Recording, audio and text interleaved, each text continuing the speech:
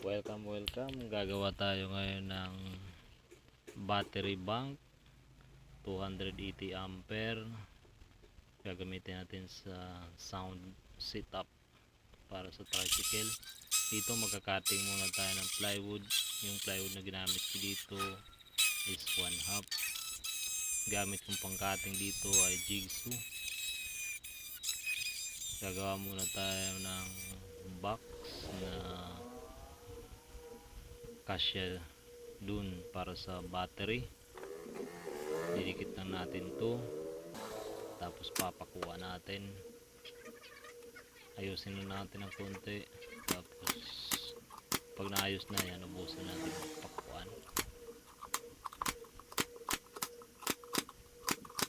Yung susunod naman yung kabila, nalagyan natin ng pandikit. Yung ginamit ko dito ng pandikit is stick wheel. Tapos make sure natin, tapos pakuha natin. Tapos magka-cut naman tayo dito ng para sa side ng box. Lagyan natin ng pangdikit.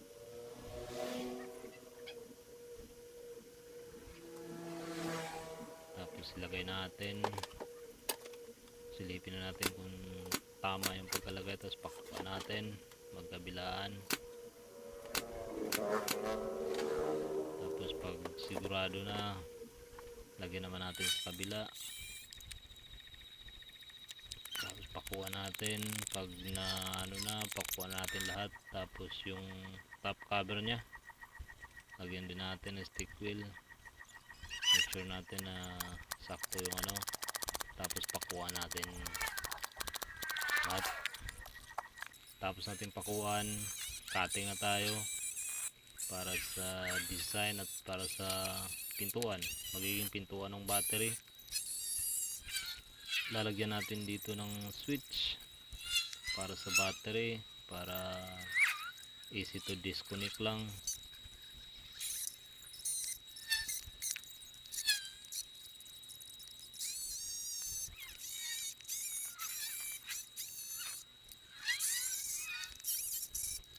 Nakuha na natin yung gusto nating design. Lalagay naman natin yung switch. Lagyan natin ng plywood para maging pantay yung switch sa plywood. Ginamit yun tatlong 1/2 yung ginamit ko.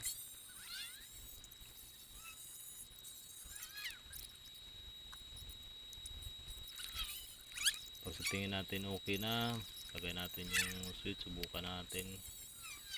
Kung hindi pa, gawa pa tayo ng isa pang butas para magkasya yung switch na tama lang talaga. Pag pinihit nyo, hindi gagalaw.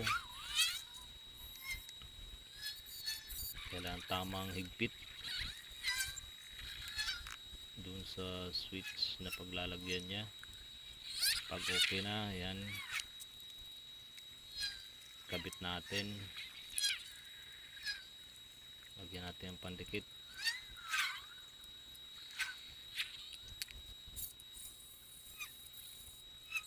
Lagyan ko pa yan ng manipis na plywood para maging sakto yung switch, maging pantay dun sa plywood.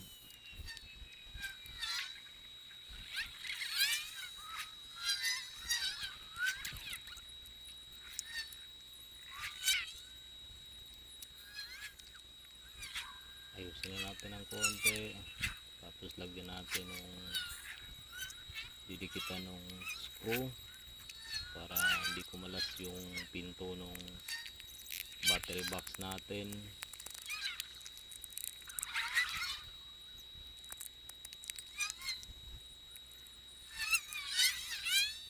Yan, lalagyan natin para doon kakapit yung screw natin para hindi madaling buksan yung battery bank natin na ginawa.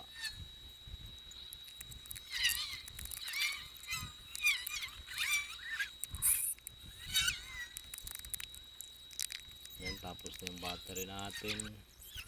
Magkakat na tayo ngayon ng window para makita yung loob ng battery. Sundan lang natin yung pattern na ginawa natin.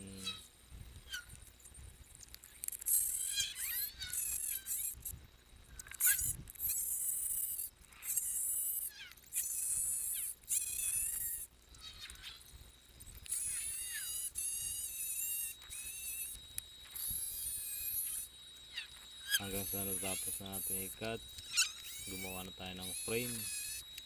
Diyan pa rin tayo kukuha na magiging frame para dun sa window.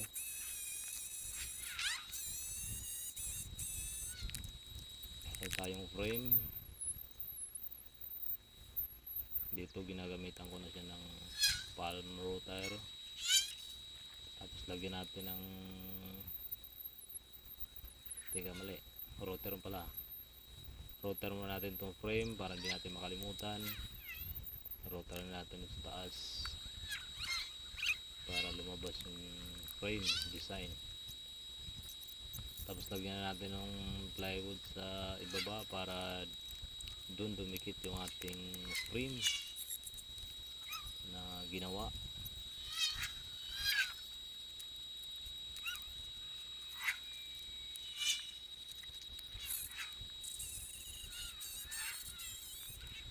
Nagkakata ko ng plywood na kakabitan ng frame natin. Siyempre kailangan natin yan para doon dumikit yung mga tornilyo o yung mga screw para sa frame. Purpose ng frame, kung sakaling gusto ng may-ari na palit na ng bagong frame, same size lang, pwede rin.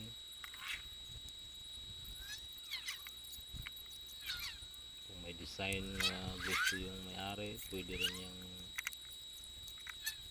lagyan ng bagong design yung frame. Ito malapit na matapos to yung box. Kunti na lang to. Ayan, tapos na.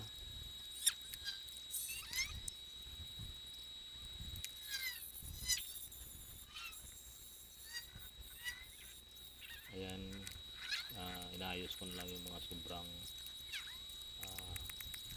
plywood na tinatamaan ng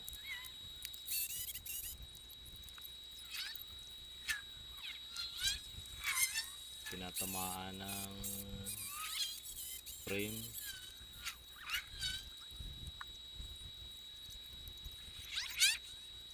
Lagyan natin ng pandikit sa ipakaw natin para maging matibay. Ito na yung part ng last part na yan ng kakabitan ng frame.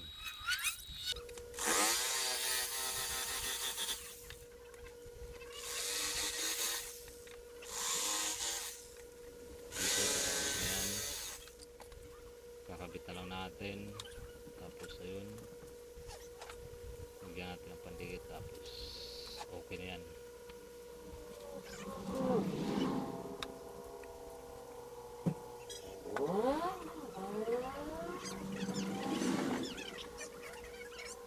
Kailangan din natin yung pakuan pagkatapos paglagay natin ng pandikit, matibay, hindi pumalas.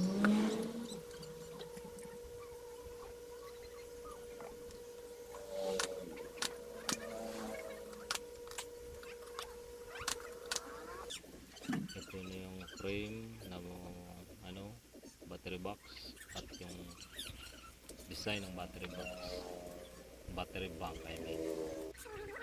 Ito na nakapintura. Sabi nga pala ng may-ari, i-motor lang. So ayan, ito binubutasan ko siya para lagyan natin ng threaded nut.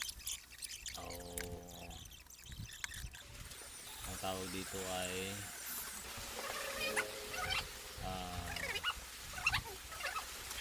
thread nut pre-embedded countersunk head hexagon socket nut. Ito yung tawag siya, nilalagay natin. Yung size pala niyan is 4 mm by 10 mm. Yan, ilalagyan ko na siya para doon natin ikakabit yung mga tornilyo. Yan din sa may battery terminal, lalagyan din natin para maging solid yung pundasyon ng battery terminal, di siya galaw.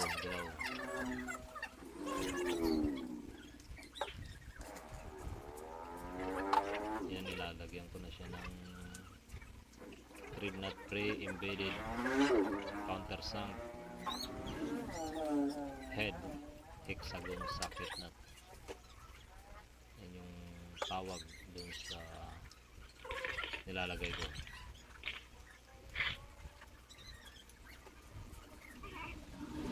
Nabibili yan sa online, tapos nililinis ko lang, nihigpit ko, tapos lagay na natin yung battery terminal. Diyan natin ikakabit yung battery papunta sa amplifier, yung battery wire, para sa amplifier.